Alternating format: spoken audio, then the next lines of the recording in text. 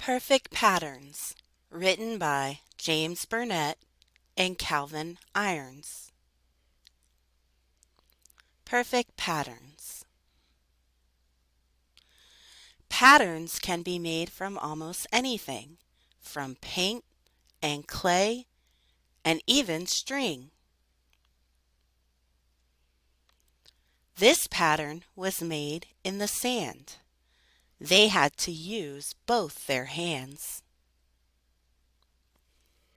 This pattern was made using red and blue. It looks nice and is easy to do. 1, 2, 1, 2.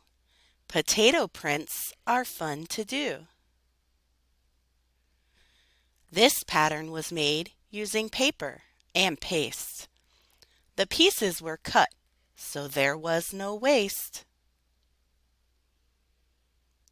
This pattern was made with blots and spots, using brushes from little paint pots. This picture was copied using model clay to show the same pattern another way. This pattern looks like it is growing. They will need more lids to keep it going. Perfect patterns.